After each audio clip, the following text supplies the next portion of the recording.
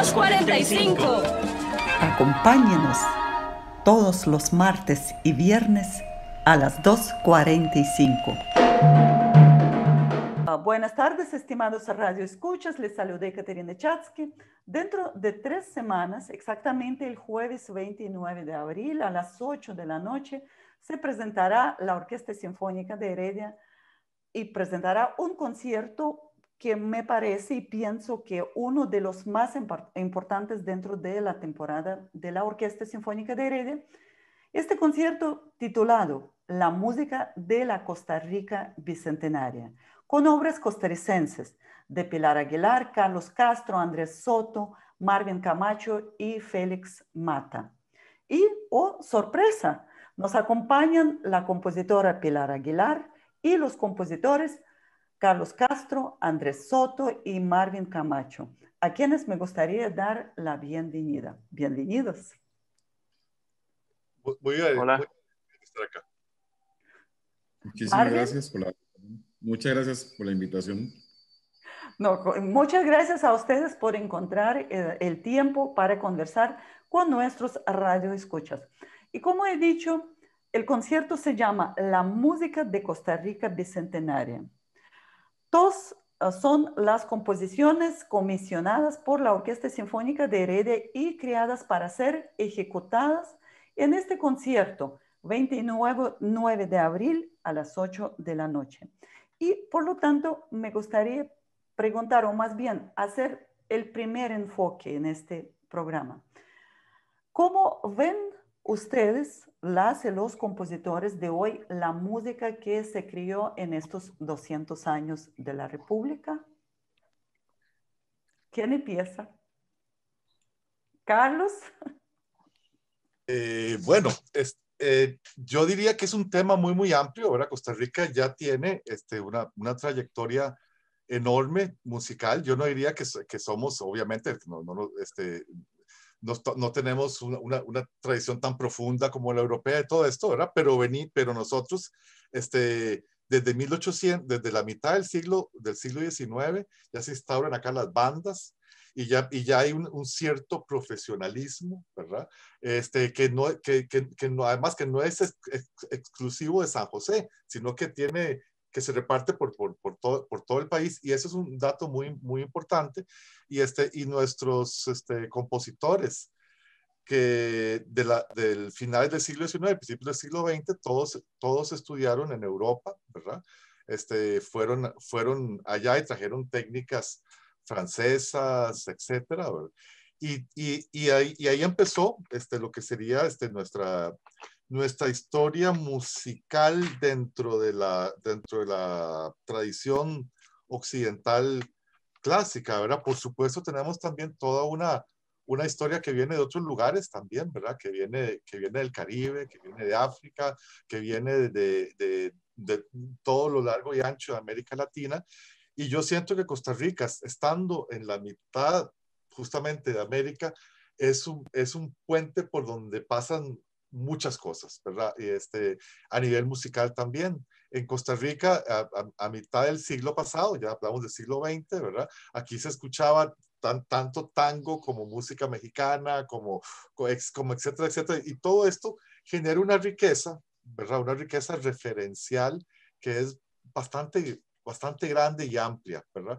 Y también la fundación de la cátedra de composición a partir de los años 70 en la Universidad de Costa Rica, justamente, que generó un espacio académico, ¿verdad? De formación y de reflexión sobre la música costarricense.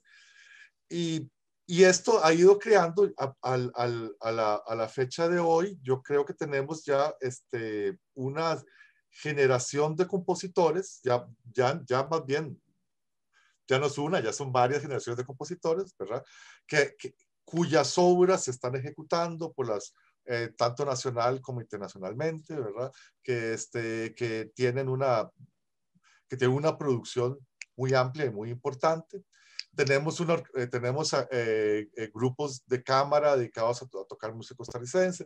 Tenemos la dicha de tener una orquesta con una programación tan progresiva como la Orquesta Sinfónica de Heredia, ¿verdad?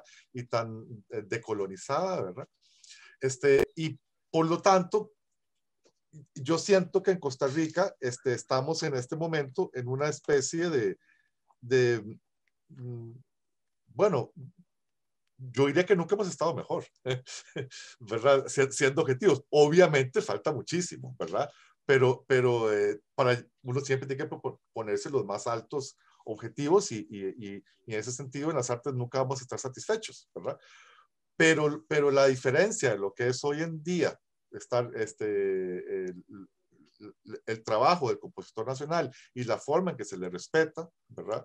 En todas las diferentes orquestas que hay en el país, etcétera, las posibilidades de ejecución también de la obra no tienen nada que ver con cuando yo estaba estudiando, por ejemplo, a principios de los 80 del siglo pasado, estudiando cantando en la Universidad de Costa Rica, digamos, a estudiar composición. Entonces, ese pasaje hemos ido madurando y estamos en un mucho mejor lugar ahora, y prueba de ello es este concierto con compositores ya todos probados y ejecutados tanto a nivel nacional como internacional, ¿verdad?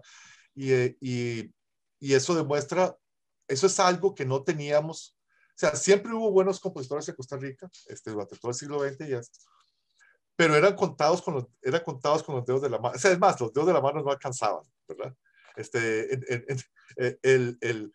No. Ahora no. Sí, en este momento no. En este momento hay muchos más y con un amplio registro técnico, expresivo y también de ambiciones de género, ¿verdad? Digo, que conciertos para el piano, que óperas, que cantatas, que música para películas, etcétera, etcétera, etcétera. Todo esto es algo que no teníamos antes, ¿verdad? En esa cantidad, por supuesto, a eso me refiero. Y yo... Tal vez, Carlos, perdón, tal vez le damos la palabra a Andrés porque ya nos avisó que está en momento de pausa entre su trabajo ahí en Los Ángeles, ¿verdad, Andrés? Y me gustaría también preguntar a Andrés la misma pregunta, sino, pero desde afuera, ¿verdad? Andrés vive y estudió en Estados Unidos, también vive en Los Ángeles en este momento. Me gustaría preguntar cómo usted ve esta historia de la música en Costa Rica en estos 200 años.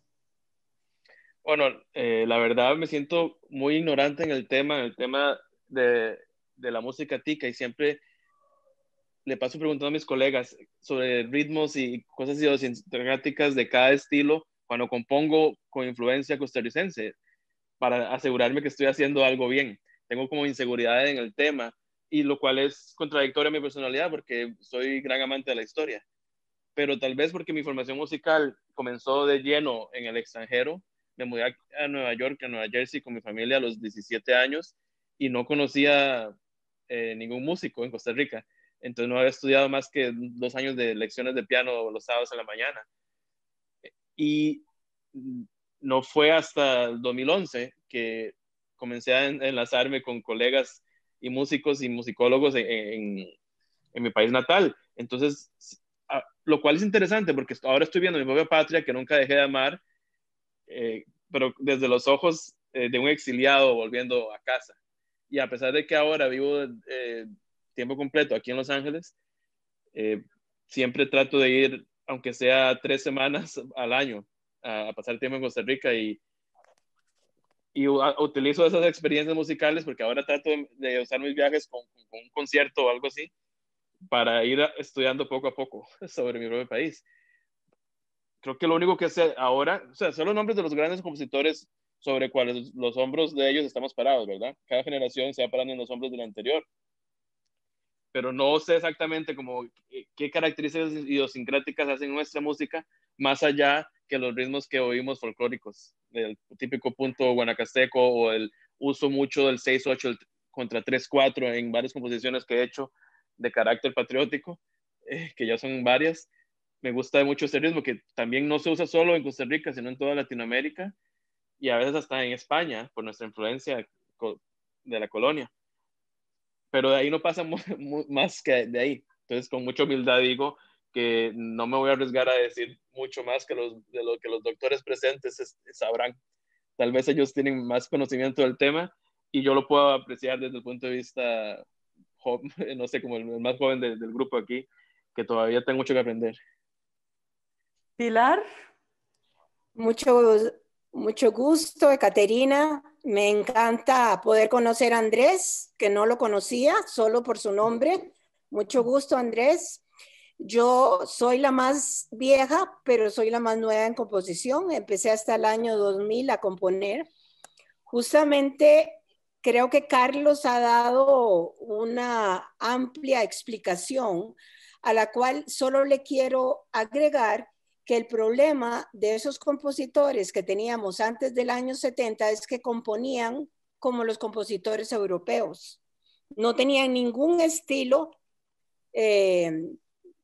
no se puede decir costarricense, porque eso es parte de lo que Andrés está diciendo.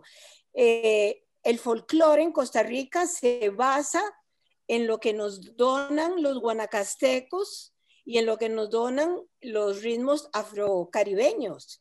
Entonces, yo, por ejemplo, cuando estaba pensando, bueno, ¿cómo describo?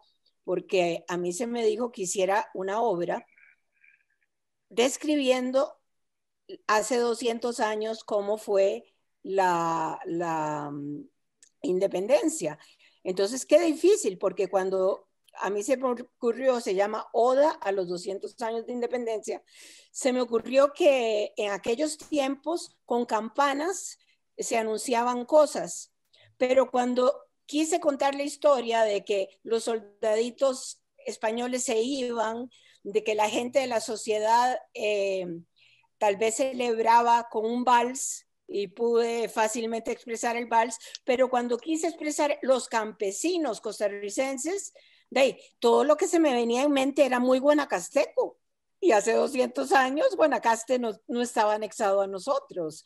Entonces, Andrés, tenemos un gran problema. Es decir, netamente costarricense, habría que ir a donde los Bribri y a Talamanca a ver qué podemos rescatar de ellos, ¿verdad?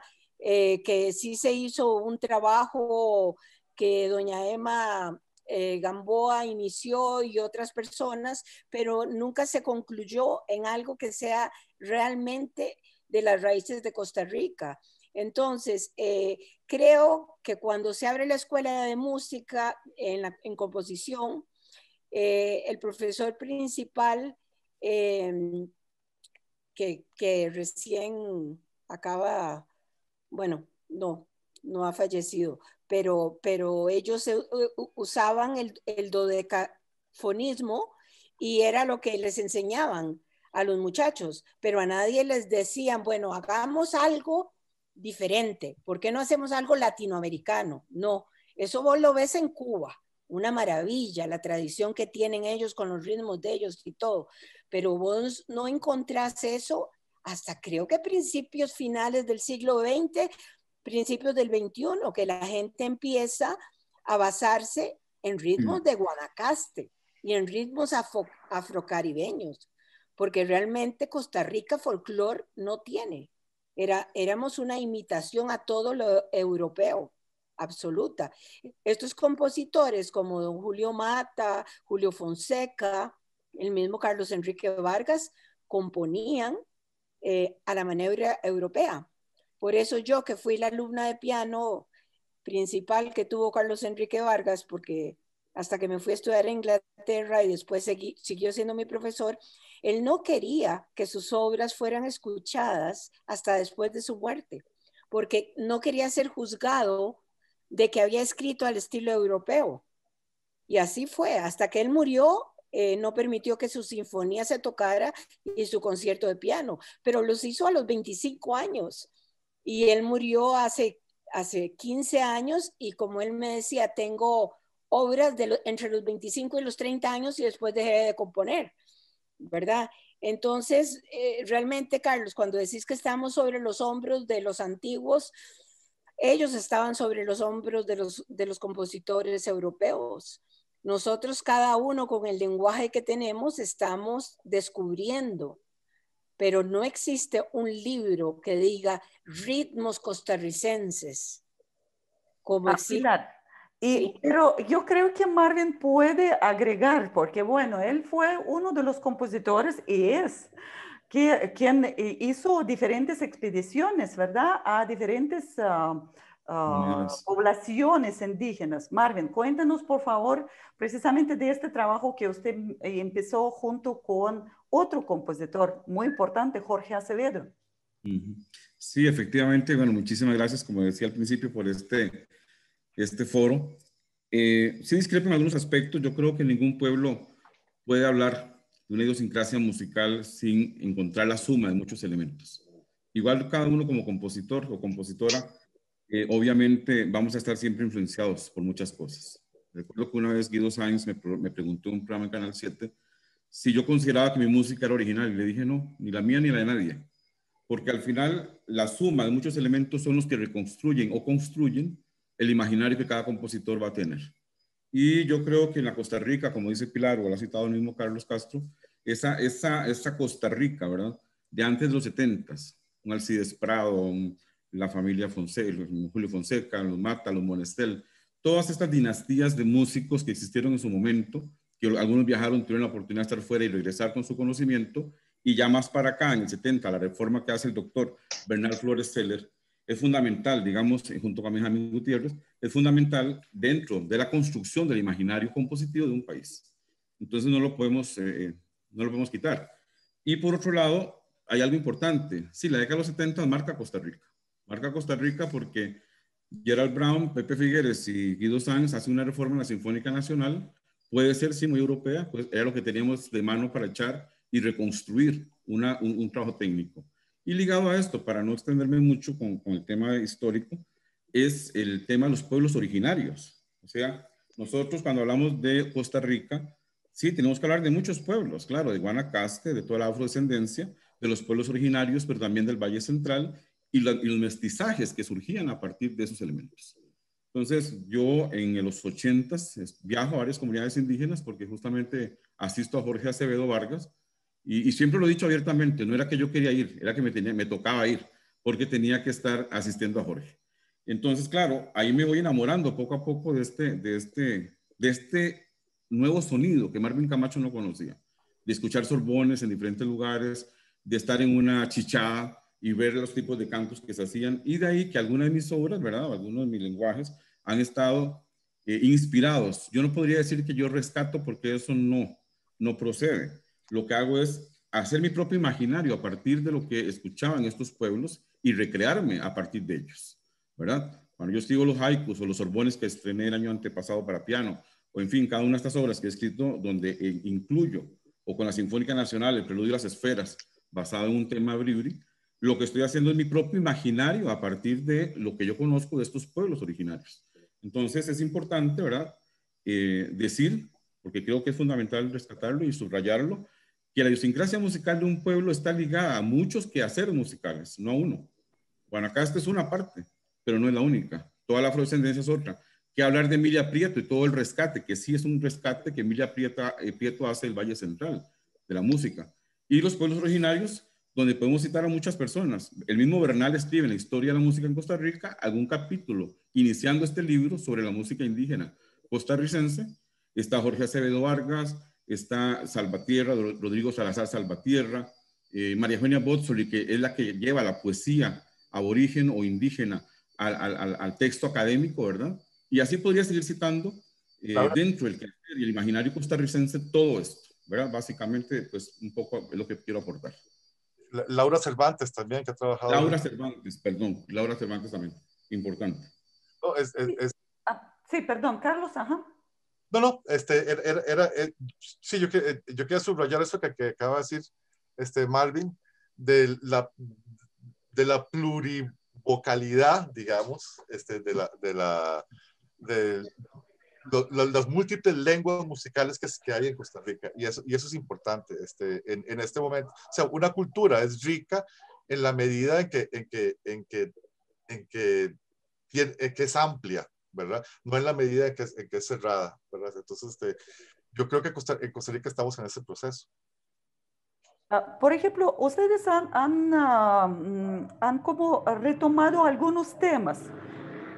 Ay, es un moto, ¿qué pasa? Bien, uno de estos es precisamente fundación de la Cátedra de Composición en los años 70, 1975, me parece, que de pronto entró un personaje, y ya aquí lo escuchamos, como Bernal Flores. Marvin también dijo acerca de que el compositor es suma de muchos elementos, pero entonces yo quería como entrelazar estos temas. Entonces, ya se fundó hace bastante, o sea, hace 40 años se fundó la cátedra. Carlos decía en su presentación que ahora sí hay muchos compositores que cada uno con sus propia, digamos, naturaleza, ¿verdad? El propio acercamiento a las técnicas compositivas, también a lo, digamos, a lo propio de esta tierra. Pero, por ejemplo, yo quisiera preguntar, ¿podemos nosotros hablar de la escuela compositiva costarricense?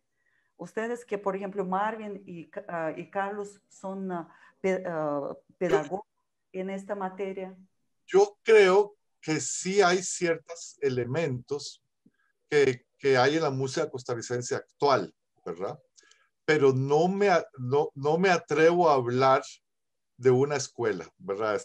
Creo que eso no hay. Ahora, todo cambia con la distancia histórica, ¿verdad? Cuando los escuchen de aquí a unos años van a decir, sí, claro, todos esos eran, y van a decir el término y ya todo el mundo va a entender de qué se está hablando y qué es lo que eso significa, ¿verdad? En este momento nosotros estamos metidos allá adentro y cuesta mucho más. Pero sí yo siento que hay una, o sea, que el lenguaje que se está utilizando, hay ciertos elementos comunes y ciertas pretensiones comunes también de lo que estamos tratando de hacer, ¿verdad?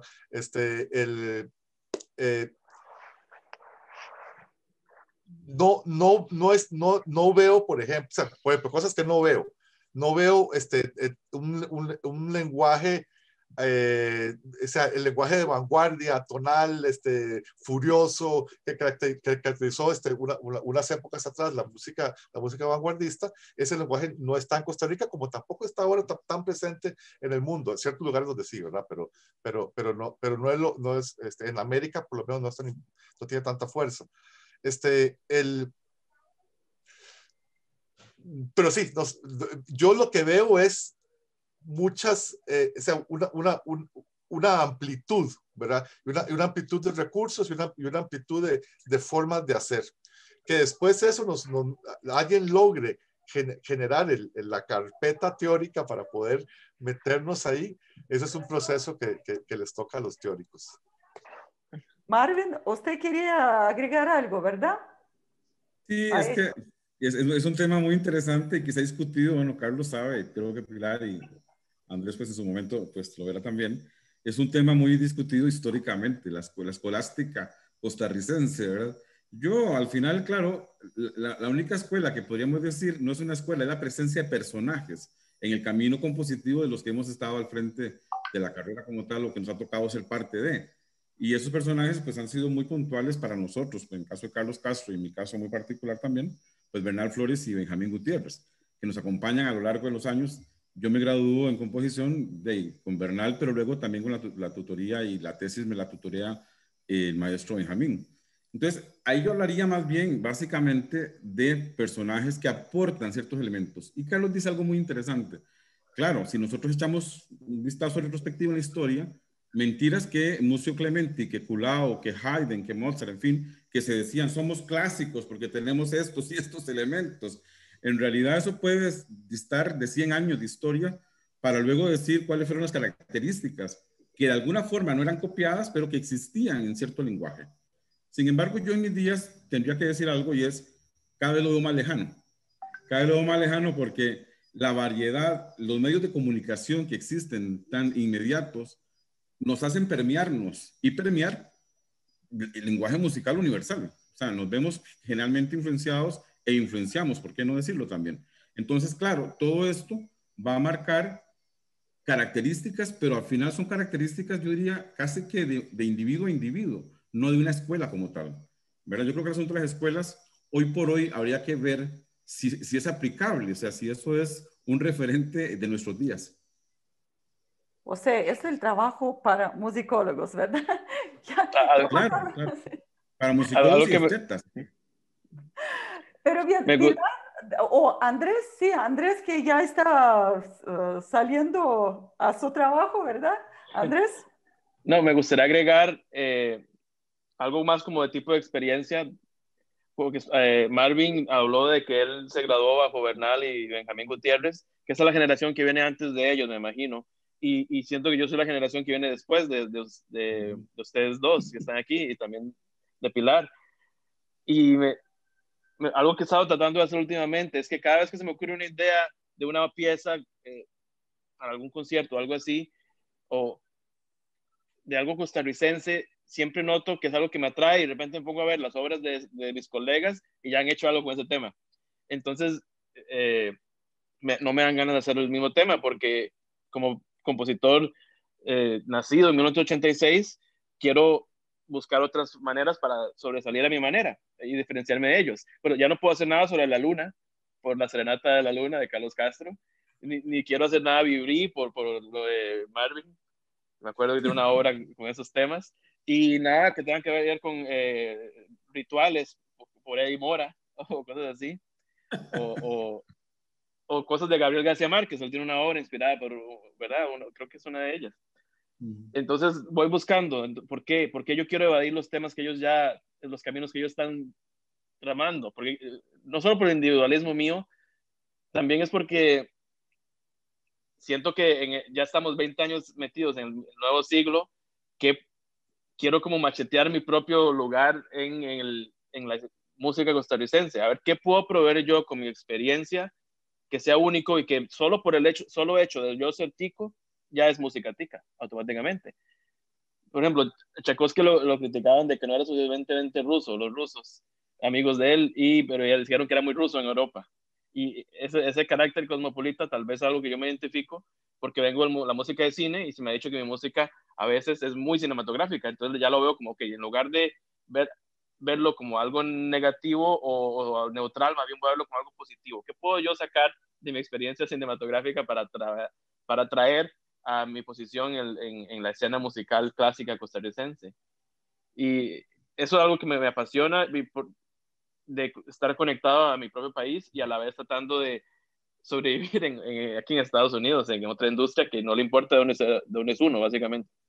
Y de hecho, una vez conocí, para terminar la anécdota, al compositor John Powell, que es uno de los que más admiro de Hollywood, y compuso la música de las animaciones How to Train Your Dragon, Born Supremacy, esas dramas, Kung Fu Panda, muchas, muchas. Y tiene mucho talento orquestal. Y lo conocí en un tipo de cóctel y le fui a hacer una pregunta de consejo y me dio 4 minutos de su tiempo, por dicha. Y sí, le pide, ¿qué le puede usted aconsejar a alguien que se acaba de mudar a Los Ángeles, joven, que está iniciando su carrera, pero no es completamente novato tampoco? Y dijo, tome en cuenta de que todas las experiencias que han tenido, usted ha tenido para llegar aquí son lo que lo hacen usted y no huya de eso. Porque eso es lo que lo va a hacer sobresalir, aunque sea aquí en Hollywood. Porque igual aquí en las películas uno siempre quiere sonar como las otras películas, ¿verdad? Para eso lo contratan. Y pongo ese consejo también en la música clásica costarricense. Entonces ahora, ya hablamos del pasado y del presente, viendo hacia el futuro, me gustaría encontrar algún tipo de, no sé, sonido tico o escuela tica, algo nada más que podamos ir explorando juntos. Yo de la mano de lo que he aprendido de mis colegas presentes aquí, de lo que me inspira a ellos, y no sé. Y ahora hay gente que ya apenas tiene 20 años, o sea, ya es la siguiente generación que viene después de mí, que quiero ver qué van a hacer, porque ahora todos tienen con mucho acceso a cosas digitales.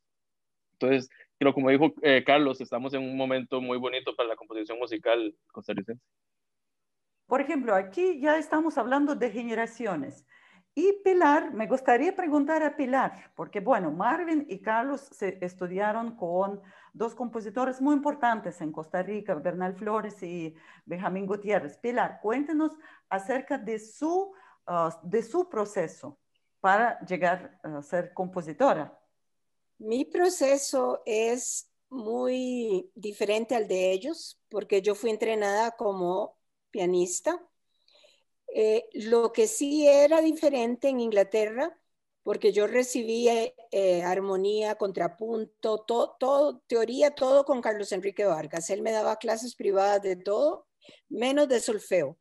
Entonces yo estaba acostumbrada a que tenía que hacer de una melodía que él me daba, tenía que hacer algo X, ¿verdad? Entonces, lo que a mí me fascinó al llegar a Inglaterra es que en el primer año, por ejemplo, de teoría, las tareas eran hacer una composición tipo Bach, alguna invención a 2 voces, por ejemplo, el primer año, una invención a 3 voces, hasta que llegas a la fuga.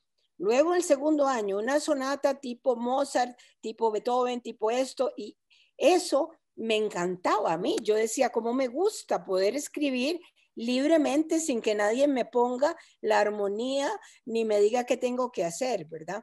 Entonces ahí me atreví a hacer mi primera obra, que fue una canción de amor que se la dediqué a mi marido, pero es completamente tonal, ¿verdad? Porque eso era lo que yo oía en mis oídos y en ese momento era dodecafonismo. Yo estudié del 75 al 78, ¿verdad? Para ser compositor allá tenían que ser primero la carrera de piano, tenían que estar graduados como pianistas para ser compositores, que eso fue todo un drama en artes musicales cuando en las asambleas de escuela fue la propuesta de Luis Diego Herra, me acuerdo, de que se eliminara eso y que alguien solo con 3 o 4 años de hacer estudiara composición, ¿verdad? Creo que en Rusia es parecido a como era en Inglaterra, ¿verdad? Y realmente mi proceso empieza cuando tengo por 15 años el dúo con María Luisa Meneses, la flautista. Muchas veces buscábamos material para flauta y piano de Latinoamérica y de Costa Rica nunca encontrábamos nada. Entonces un día le dije yo, déjame hacer yo algo para un bis. Entonces hice una cosita pequeña para un bis y gustó mucho. Y luego hice otra y luego otra. Y así nos llevó a ambas a ir en el año 2000 a Barcelona a grabar 2 discos. Géminis, que es para flauta y piano, porque las 2 somos Géminis, y ahí incluí 2 o 3 piecitas mías, y también Remembranzas, que es con solo obras de piano, y lo único que quien me dio algo fue Sandra Duarte. Graciela Moreno me consiguió de Rocío Sanz 3 no son evocaciones, sino erosiones o algo así, no recuerdo, imagínense los años hace. Marvin era mi estudiante de piano en esa época, yo lo estimulé bastante porque me encantaba que un chiquillo de 16, 17 años me llevara un preludio de piano, etcétera. Pero no tenía nada de Marvin para grabar en esa cuestión y puse un par de piecitas mías que había hecho para estudiantes. Fue ahí donde el director es compositor, Laurence Balzac, él es catalán, y él era el director y dueño, codueño de la compañía, y me dijo, ¿por qué no hay más obras tuyas? Y yo le dije, porque mi lenguaje es tonal, estoy fuera de moda. Y me dijo, pues estás muy equivocada, porque en España, eso era enero del 2001 realmente, en España la tonalidad está de vuelta, está de boga. Entonces, él es el que me abre la puerta, que hasta Carlos Enrique Vargas me decía, pero ¿por qué se pone usted a hacer cosas? Usted no sabe nada. Él era muy de decirle a uno eso. Entonces yo dije, de ahí, autodidacta completa, ¿verdad? Por mi conocimiento amplio, al ser uno pianista y haber sido solista por muchos años también, y después hacer tanta música de cámara, uno tiene un sentido de la musicalidad. Lo que me costó mucho, que el que me abre la puerta es Eddie Mora, era escuchar una orquesta. Yo no podía escuchar una orquesta. Recuerdo tener una conversación con la única hija de Joaquín Rodrigo, que con su esposo Agustín León Ara estudiaba a mi hija Grace, un posgrado en Palma de Mallorca, y conversamos sobre Chopin, que solo tenía cosas para piano y que era muy mal orquestador. Hablamos sobre su padre, cómo descubre el lenguaje, la ceguera de su padre, etcétera, etcétera. Y ella me dijo, pues si no oye la orquesta, no la oigas. Es decir, ya llegará el día que tal vez se te abra. Y entonces, una vez que entré en ese mundo fascinante de los sonidos de orquesta, y fue gracias a Eddie que en el 2014 me oyó un cuarteto que yo dije, hice toco en el Teatro Nacional con el de otros compositores, que Eddie me dice, Pilar, te comisiono un concierto para cuarteto de cuerdas y orquesta para el año entrante. Y yo, ¿qué? Pero si yo no oigo la orquesta, me dice, empiécela a oír, mi hijita, empiécela a oír, ¿verdad? Y fue realmente fascinante, ¿verdad? En realidad mi profesor de orquestación fue Carlos Escalante. Además me enseñó a usar finales, porque yo escribía a mano en ese momento, como Marvin, que sigue escribiendo a mano, es increíble. No sé cómo Marvin va en el bus a Turrialba y con el lápiz va escribiendo todas las obras. Es fascinante. Es fascinante. Fascinante, y yo creo que es único. Ahora sí, eso es como el arte. No, el otro día comento algo rápido. Estaba con Leo Brauer en La Habana y me preguntó cómo hacía yo para escribir mi música y le dije, pues maestro, me da mucha pena contarle que lo hago a lápiz. Y me dice, ahí somos dos, yo también. Sí, sí. Marvin es el único, bueno, yo realmente dejé el lápiz cuando hice ese concierto primavera para cuarteto de cuerdas y orquesta.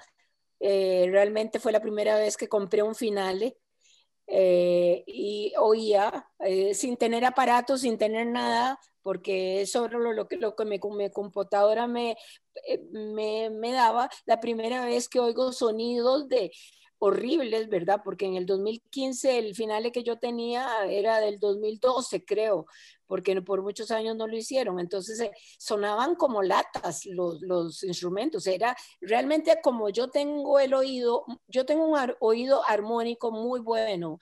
Entonces yo digamos, le decía a mi esposo, oí. Y me decía, yo oigo unos ruidos horribles, nada más. Y yo le decía, pero no, imagínate cómo suena la flauta, cómo suena el clarinete. No se lo podía imaginar, ¿verdad? Yo creo que yo sí, ¿verdad? Y ahora, el año pasado, cambié de computadora y no aceptaba el finale viejo, y así es que compré el nuevo finale y es fascinante, sin tener aparatos de nada, pero es fascinante los sonidos. Realmente admiro a Marvin, que no sé por qué no lo veo ya en pantalla. Se fue Marvin. Pero bien, Pilar, creo que Andrés ya tiene que salir y sí me gustaría que nos contara precisamente acerca de su obra que vamos a escuchar el jueves 29 de abril por Facebook Live y también en YouTube a las 8 de la noche. Andrés, por favor, cuéntenos acerca de esta obra y después pasamos que Pilar, usted nos cuenta cómo acercó a la orquesta con la oda. Andrés, por favor. Bueno, sí. Bueno, gracias para ir terminando con mi presencia. Gracias por la invitación y siempre me gusta compartir no solo la mesa de conversación, pero también el escenario digitalmente con estos compositores que respeto mucho. Y quería nada más decir rápidamente que el primer año que comencé a ver música clásica y comencé a ver radio universidad, por ahí del 2001, y me enamoré de la universidad y era mi alarma para despertarme todos los días. Una vez al despertarme oí una pieza de piano y luego terminó, yo pensé, seguro es Chopin o algo así, y acabamos de escuchar de la pianista costarricense Pilar Aguilar. Y era la primera vez que oía una música de alguien costarricense, lo cual yo no sabía que existía. Yo pensé que solo la música se componía en Europa en el siglo XIX. Y entonces, quería nada más decirle eso a doña Pilar, que usted fue la primera nota costarricense que oí cuando en mi etapa de formación. Bueno, Muchas gracias. Pero te sonó exactamente como algo europeo. Sí, pero lo que estaba diciendo yo, me habló en ese momento a mí, aunque sonara bonito, porque europeo no quiere decir malo, sonó bonito. Y me despertó el día y estaba diseñada para eso, tal vez para eso la programaron a esa hora. Y luego me fui al colegio y pensé, mira, hay una señora componiendo música para piano, aquí, entonces yo tal vez pueda hacer lo mismo. Entonces, tal vez usted solo compuso esta pieza para que algún día yo la oyera, quién sabe. Qué cómico. Pero pero para hablar de cuéntenos la pieza. acerca, sí, de la pieza. Sí, bueno, me pidieron hacer una pieza inspirada en melodías de compositores heredianos y me mandaron 6 melodías. Heredia de mis amores, de Juan Carlos Rojas, La fiesta, de Juan Carlos Rojas, Caballito Zarapiqueño, de Juan José Méndez, En el Parque de las Flores y El Alboroto, de Luis Fernando Rodríguez. Y me pidieron que se las podía hacer una pieza inspirada en ellas. Y Eddie me dijo, yo le dije, yo la hago con tal que me dejen no hacer nada más una orquestación nada más de esas piezas, no me interesa hacer eso. Pues si puedo hacer una obra clásica, una fantasía inspirada en esas melodías, igual que lo han hecho compositores en el pasado. Y Eddie me dijo, claro, hacer lo que vos querás, confío en tus poderes de orquestación para que todo quede bien.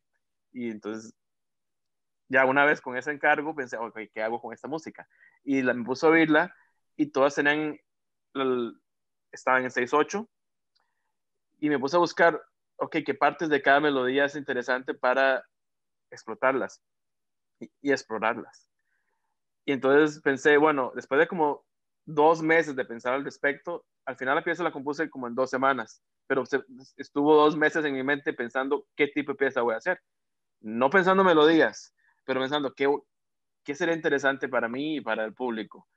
Y al final decidí inspirarme un poquito en Pulcinella de Stravinsky, porque Stravinsky toma melodías italianas de la época, creo que barroca o rococó, para hacer un ballet moderno que suena a Stravinsky totalmente. Entonces pensé, ok, si él lo hizo, yo también lo voy a hacer. Y de hecho hay una tarantela que también está en 6/8, con mucha cuerda, que estudié para ver qué podía hacer con la música. Y entonces, usando los materiales de estas melodías, comencé a hacer mi propio collage y luego metiendo mi propia mano. Y luego hay una sección lenta en el medio que no tiene ninguna melodía y solo mía total originalmente. Cuando la pieza fue tomando forma, me di cuenta, ok, esto es herediano y quería poner el título Heredia por media calle porque es un dicho que la gente sabe, entonces cuando la gente dice el dicho se acuerda de mi pieza, pienso yo. Y entonces creo que ahora ya hay viñetas, son viñetas de lo que sería ir por Heredia por media calle, tal vez en antaño. Y hay una parte lenta que le puse religioso y misterioso, que me imagino que es cuando van a dar con la iglesia Heredia, que es donde se han estrenado algunas obras también de la Sinfónica Heredia. Y eso es como entonces la pieza, es una pieza específicamente para esa orquesta, que por dicha la estrenó. Y pues, esa fue mi manera de cómo poner el pasado, el presente, porque esos compositores están vivos, y hacer algo no muy largo, la pieza dura 7 minutos, pero que sea interesante de oír. Tiene un tempo muy acelerado, excepto en la mitad. Y bueno, vamos a ver cómo la recibe el público, los músicos. Me mandaron unos cuantos videos del ensayo y están tocando muy bien. Y no estuve presente en la sesión de grabación, lamentablemente, porque estaba aquí. Pero si quiero, creo que voy a ir a Costa Rica a finales de junio o principios de julio y ojalá pueda verlos a todos ustedes.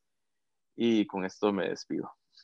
Bueno, tenemos que decir que Andrés es muy, siempre tiene algunas publicaciones muy chistosas, ¿verdad? Y como vemos también en esta presentación de la pieza, también encontró muy buena título, ¿verdad? Para la pieza. Andrés. Sí, el título por primera vez en la vida vino antes que la obra. Generalmente paso meses preguntándole a mis amigos, ¿esto a qué le suena? ¿Qué tipo de título? ¿Qué tal esto? Y vino por el dicho. Y yo siento que el título ahora es marketing, mercadeo, porque hay gente que está viendo, ay, voy a darle play a esta en Spotify, porque no saben nada hasta que ven el título. Y entonces sí me gusta darle mucha importancia a los títulos. Y además soy aficionado a los títulos interesantes. Como, otra pieza que se me olvidaba, que me influyó a esta, que tiene un buen título, es de Milhaud, o como se diga, el Buey en el Tejado. ¿Cómo se dice en francés? Los que pueden pronunciarlo. Que es una serie de viñetas y melodías autóctonas que él tomó de Brasil y las hizo suyas. Y una de mis piezas favoritas de todos los tiempos, que oigo aunque sea una vez al mes, religiosamente. Bueno, Andrés, muchas gracias por su tiempo y por participar en el programa. Y bueno, nuevamente invitamos a nuestros radioescuchas para que sintonicen 29 de abril a las 8 de la noche Facebook de Teatro Nacional, precisamente para escuchar la pieza de Andrés Soto, que se llama Heredia por Media Calle. Y bien, Andrés, muchas gracias. Y yo, mientras tanto, sigo Hasta luego. conversando. Hasta luego. Gracias, Andrés. Gracias por todo. Nos vemos pronto, ojalá. Sí, gracias. Hola.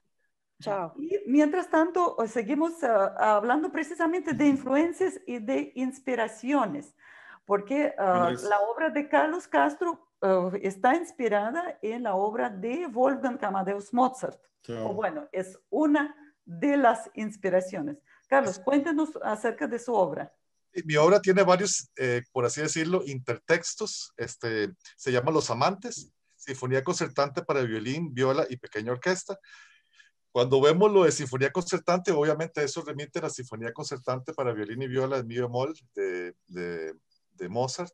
Es una obra y en particular, y esto yo lo comenté mucho con los intérpretes, con Fernando y con Camila, y con Andrés también, es una obra que a mí me encantaba, pero a mí me encantaba una versión en particular con Picha Zuckerman y con, ¿qué era el otro?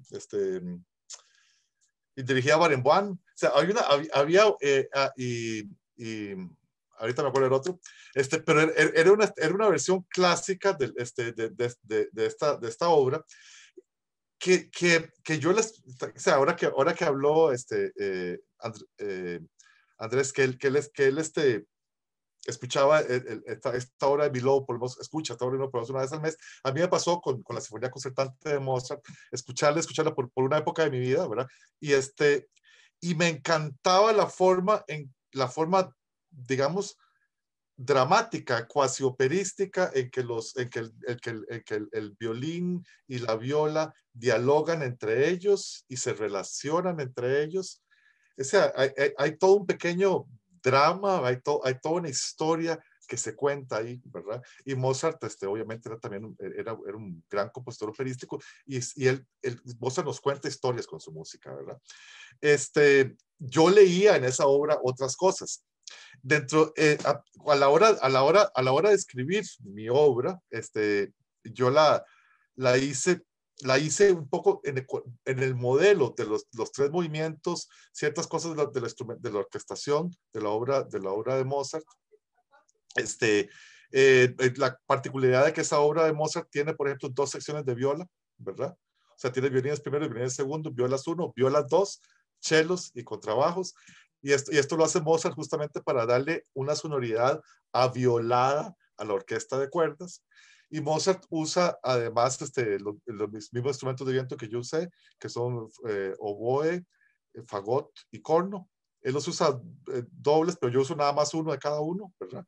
Y además uso un arpa que apareció ahí porque esta es una obra que se estrenó en Nueva York en el 2019 y parte de lo que me pidieron es que tenía que llevar un arpa, entonces llevo un arpa, entonces todo lo demás lo decidí yo, pero el arpa llegó y calzó perfectamente bien, entonces fue algo que funcionó. Otra cosa otro intertexto que tiene la obra es, la obra se llama Los Amantes, y eso remite a las cartas del tarot. Yo he trabajado las cartas del tarot, yo he trabajado el concierto del sol, las sonatas y serenatas de la luna, y también el concierto del mago. Todas esas son cartas del tarot, pues los amantes es una de las que faltaban, ¿verdad? Y además tengo una serie de, o sea, 3 textos pequeñitos, muy pequeños, de Rumi, que Rumi es un poeta sufi místico del siglo XIII.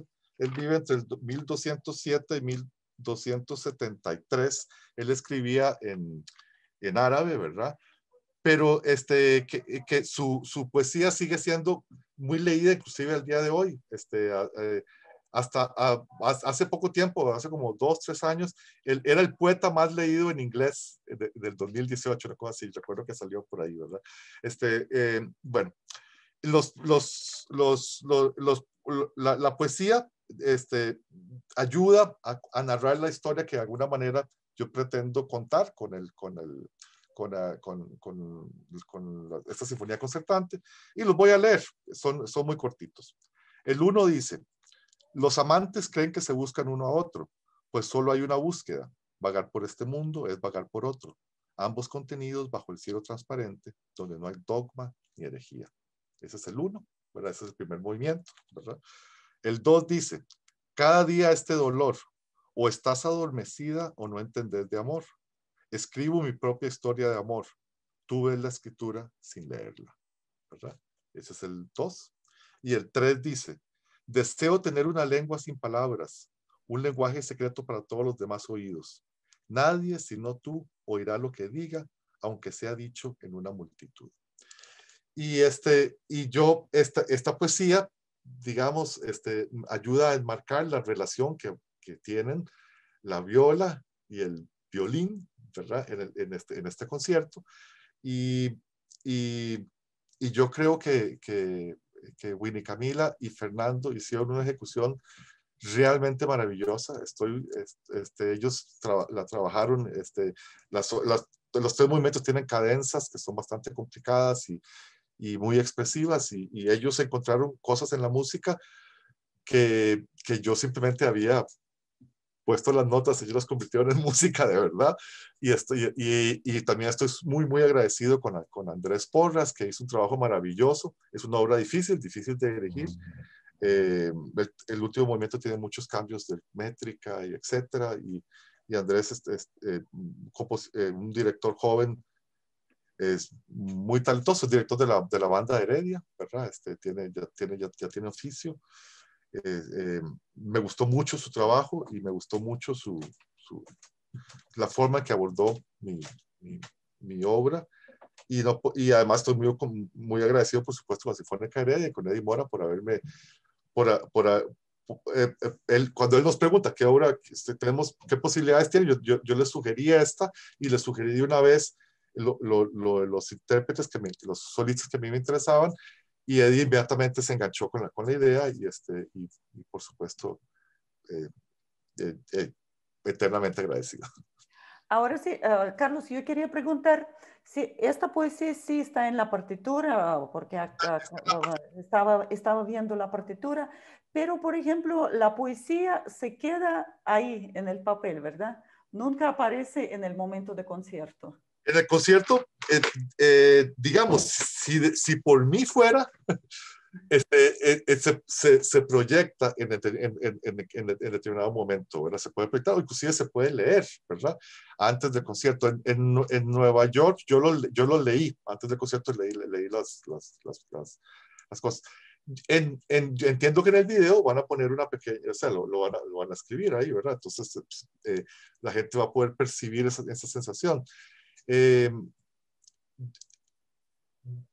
Bueno, en el caso del video me recuerda un poco, eso es, bueno, eso se ha hecho mucho, ¿verdad? Pero recuerdo una obra de Alejandro Cardona que utiliza textos de Juan Rulfo, ¿verdad? Y él hace un video con esto, y en cada movimiento él pone el texto conforme va apareciendo, porque Cardona es videasta también, ¿verdad? Y excelente. Y el trabajo es muy interesante, porque es un discurso más que se le adhiere a la música, es un metadiscurso más que enriquece la experiencia, ¿verdad? Me parece que es la razón por la cual se escriben notas al programa y por la cual los compositores pensamos en algo interesante que decir con respecto a la obra, etc. Entonces, si uno le puede dar un contenido poético a las músicas, Andrés dijo que él interesaba mucho, pensaba mucho en el nombre, ¿verdad? Y sí, claro, el nombre implica un contenido, implica una direccionalidad, implica algo que uno quiere decir, ¿verdad? Y entonces, Debussy es uno que hace mucho eso. Y uno no necesita conocer el texto completo que pone Debussy en cada preludio y en cada cosa, pero el intérprete lo sabe y lo siente un poquito diferente también ocurre. Claro que sí, cuenta la historia, pero con su instrumento, eso es cierto. Ahora, también Marvin en su obra también tiene un personaje que, bueno, al final es Ciudadano Pablo y uno dice, bueno, yo conozco a este Pablo, pero pareciera que era otro Pablo. ¿Nos puede contar precisamente de su obra? Sí, bueno, Ciudadano Pablo casi se le conoce en la historia, muy poco conocido, por cierto, Pablo Alvarado Bonilla, 1785 a 1850, un liberal, un gran pensador costarricense, y ligado profundamente a la carrera, o sea, la lucha independentista, ¿verdad? Fue de los primeros que se opuso a que nos aliáramos a cualquier imperio, al Iturbide, a cualquier imperio. Y no solo esto, en 1821, el 1 de diciembre, Pablo Alvarado redacta el Pacto Social desde Guatemala, donde está en un exilio, ¿verdad? Que es el pacto que luego llega a discusión de antesala a lo que él redacta después como borrador de la Constitución de la República. O sea, es un personaje que curiosamente no lo conocemos, muy poco conocido en la historia costarricense, pero cuando hablé con él de la obra, en fin, y muy agradecido con la Sinfónica de Heredia, con Limora y con todo, la logré hacer algo como sonidos bicentenarios, obviamente, y empecé a investigar sobre la historia, que no fueran los mismos referentes históricos de siempre. Hablé con Patricia Fumero, una historiadora costarricense, gran amiga, además, con Iván Molina, que ella me conectó también con Iván, y empezaron todos a hablarme del personaje Pablo, es el ciudadano Pablo, un prócer olvidado y al que el país le debe muchísimo, porque cuando empezás a investigar sobre la historia del ciudadano Pablo, dices, qué interesante, es que yo no sabía todo lo que aportó. Incluso fue el primer médico graduado en la Universidad San Carlos de Guatemala, era un médico graduado costarricense, que siendo un médico incursionó en la política fuertemente, hasta fue diputado. Entonces es muy interesante porque nuestra Constitución, él se inspira en las Cortes de Cádiz y redacta nuestra Constitución, el primer borrador que se discute justamente. Entonces yo, como compositor, como decía al inicio, en ese imaginario que cada quien tiene, ¿no? Quise rendirle un homenaje a este personaje tan olvidado de la historia. Y por eso se llama el tributo al ciudadano Pablo, ¿verdad? Donde yo, pues, hago una pieza en 2 movimientos, una obra en 2 movimientos, en la que hay un canto, ¿verdad? Aquí ya interviene Huguito Valverde, en la que justamente Hugo en esos días, antes de empezar toda la composición, Hugo estaba chateando y me decía, hermano, yo quiero hacer algo tuyo, hagamos algo. Y yo le dije, déjame hablar con Eddie porque justamente la obra iba a ser para canto, ¿sí? No iba a ser para corno. Entonces le dije, pero eso se arregla fácilmente. Entonces, había escrito una idea muy general del canto y dije, pues vamos, el cornista y un corno es otro cantante también. Y comencé a trabajar la obra. Hicimos pues esta simbiosis entre Hugo y yo, nos reunimos varias veces allá en Barba y aquí en esta montaña en Turrialba. Él vino a visitarme, a mostrarme parte de lo que él estaba haciendo. Incluso grabó un video ahí en el Mirador, lo más bonito, tocando una parte del tema del ciudadano Pablo. Entonces, ha sido un proyecto muy lindo, muy afectivo, muy lleno de alegrías y de emociones y sobre todo, aquí sí podemos hablar de rescatar una figura fundamental en la historia independentista de este país. Claro que sí, es muy importante. Ahora sí, el corno representa a esta figura, porque viendo la partitura, la orquesta es más bien que acompaña, ¿verdad?, ese canto. ¿Qué rol tiene, aparte de cantar, el corno? ¿Tiene algún otro rol? Pues para ser muy honesto, no tiene otro rol. Yo no podría decir que hay un rol donde el corno tenga fundamentalmente algo importante como además del canto, ¿verdad? Es un instrumento que a mí, a Marvin Camacho, como compositor, le encanta. De hecho, mi concierto iniciático para piano y orquesta, que lo estrenó Leonardo Gel en Costa Rica, y luego lo hicimos en La Habana, abre con un corno. Y muchas obras mías abren con un corno, porque siempre he asociado el corno con el llamado, ¿verdad? Como el que convoca, ¿no? Y de alguna manera eso es como convocar al tributo a partir del corno. Pero vuelvo a lo mismo, ese es mi propio imaginario. Muy bien, Marvin. Es muy interesante escuchar su composición y también voy a recordar nuevamente a nuestros radioescuchas que es 29 de abril, que ustedes pueden escuchar composiciones de Carlos Castro, de Marvin Camacho, de Andrés Soto y claro que sí, de Pilar Aguilar. Y Pilar también tiene una oda, como ella misma dice, es una composición poética del género lírico. Pilar, cuéntenos acerca precisamente cómo usted abarcó una oda musicalmente. Bueno, una oda describe algo histórico. Entonces yo me hice la historia en mi cabeza de qué pasaba el día en que no sabía también, como Andrés dijo, yo estuve 2 meses pensando, ¿cómo hago si se me limitó a solo usar cuerdas? Se supone que yo iba a hacer un concierto de piano y luego se me dijo, bueno, tienen que usar textos o referente a la independencia y solo puede usar cuerdas.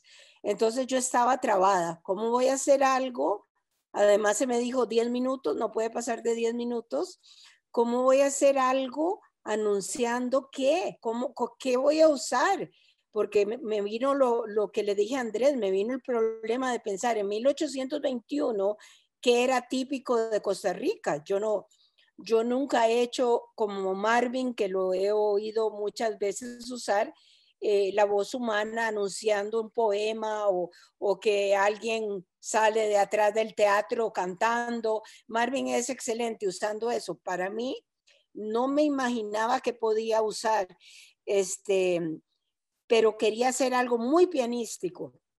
Entonces, después de 2 meses de pensar en múltiples ideas, un día amanecí oyendo campanas. Entonces dije, claro, en esa época las campanas de las iglesias eran las que anunciaban. Entonces el piano inicia solo y sí se puede escuchar, sobre todo que escogió Eddie a una magnífica pianista que yo nunca había escuchado, Rebeca Ordóñez, un magnífico director, Andrés Porras, que ha sido lo más amable, lo más cordial, lo más todos los gustos me los daba, ¿verdad? Cambiemos aquí el tempo porque yo tampoco pude estar presente por razones de salud, no he estado completamente en aislamiento este año de pandemia.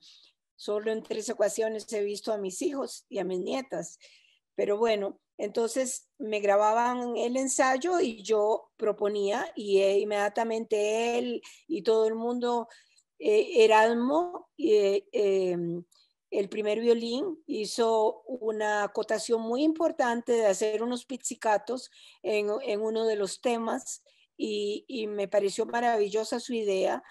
Y así como que fuimos todos montando la historia.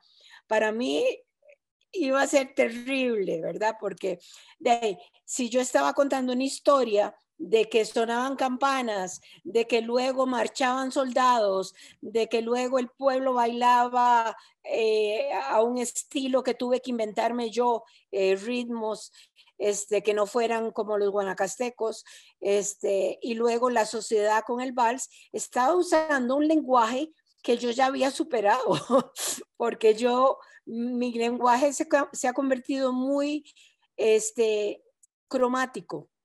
Uso mucho los cromatismos, uso muchos cambios y aquí tenía que hacerme para atrás para irme a la tonalidad, pero de todas maneras pude resaltar,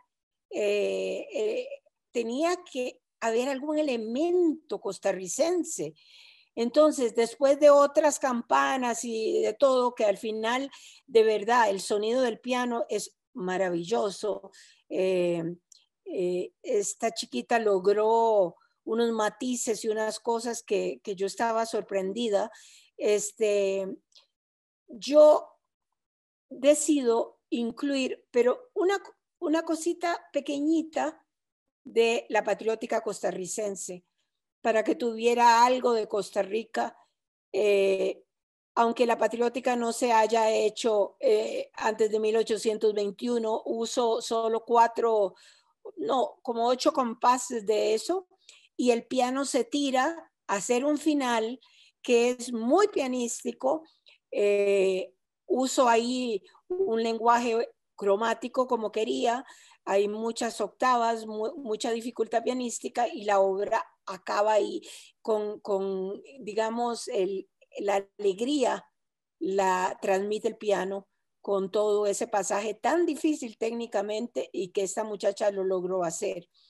Entonces, realmente, hasta que yo oigo la obra completa, yo digo, caramba, tiene sentido, porque aunque la gente, porque para mí es indispensable que lean qué significa, aunque yo no lea esto, al oír la obra, me llegan cosas, y me llegan las campanas, y me llega que aquí hay algo, un ritmo de marcha, ya sean soldados o no, y me llega que esto es un vals, y yo sola pensando que tenía que leer el público lo que yo quería, me di cuenta al escucharla yo mismo que no era necesario explicar, pero el título ya lo tenía, Oda a los 200 años de independencia.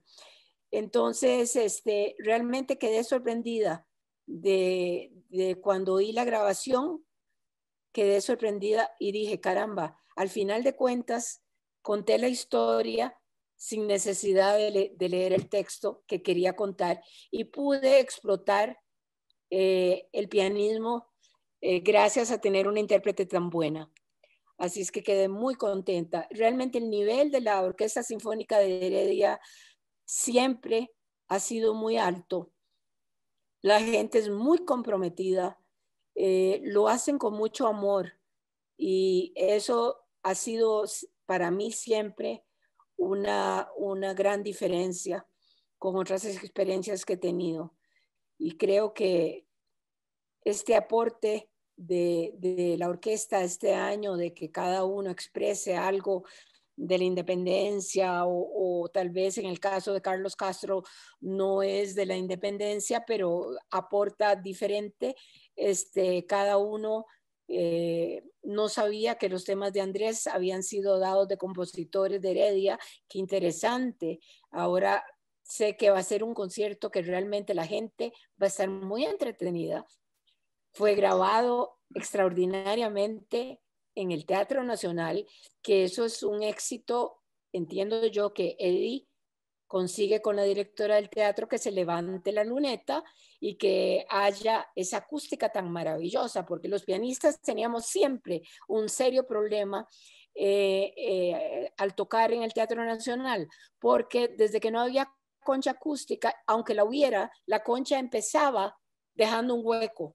Entonces uno tenía que no tener en el hueco el sonido del piano, y tenía que jalar el piano mucho hacia adelante para que el piano proyectara al teatro, porque si no el sonido se iba para arriba del hueco. Entonces eso queda resuelto por completo, porque aquí colocan el piano casi que en el centro y los instrumentos alrededor, y el sonido es maravilloso realmente, porque no necesitamos concha acústica. El teatro tiene una acústica maravillosa. Entonces la grabación, que no he oído la de los compañeros, me imagino que a ellos les va a pasar igual. En mi caso, que es la primera obra para piano y orquesta que se hace en muchísimos años. Hace muchos años no se hacía algo para piano y orquesta, y espero que a futuro mi mayor meta será hacer un concierto de piano. Nunca lo he hecho. Me atreví a hacer un concierto de violín por mi hija Grace, pero el piano tiene tanta música escrita que es muy difícil pensar qué hacer diferente con un concierto de piano que ya no se haya hecho, ¿verdad? Bueno, Pilar, de verdad, con estas palabras tenemos que terminar nuestro programa de hoy. O sea, más bien, yo estaba pensando, ¿cómo terminamos el programa? Pero ya usted propuso muy buena conclusión, ¿verdad? Ahí tenemos una creadora, ahí se nota. Pero bien, yo sí, de verdad agradezco muchísimo a Pilar Aguilar, a Marvin Camacho, a Carlos Castro y también a Andrés Soto por asistir en este programa. Y de una vez voy a invitar a nuestros radioescuchas que no pierdan el día 29 de abril en Facebook Live o en YouTube de la orquesta en Facebook Live de Teatro Nacional, que como nos dijo Pilar, nos abrió otra realidad. El teatro de pronto se levantó en momentos de pandemia. De hecho, sí, tiene muy buena acústica de donde está tocando la orquesta. Y esto lo que no tienen en el escenario, ¿verdad? El escenario no tiene acústica porque la tramoya es demasiado alta. El sonido se va por arriba y no al teatro. Pero aquí el teatro se mostró totalmente diferente y sabemos muy bien que el Teatro Nacional fue un ente muy importante en el desarrollo de la música en Costa Rica, empezando a partir de 1897, desde sus inicios de inauguración. Y bien, muchas gracias a ustedes, deseando lo mejor, ¿sí?, en este concierto. Y el próximo viernes vamos a conversar ya con intérpretes y después con los directores. Así que vamos a abarcar todos los artistas y actores de este concierto tan importante para Costa Rica, que es el concierto Costa Rica Bicentenaria. De verdad, muchas gracias. Gracias a todos. Gracias. Un Gracias. honor. Hasta luego. luego. Muchas gracias. Yes.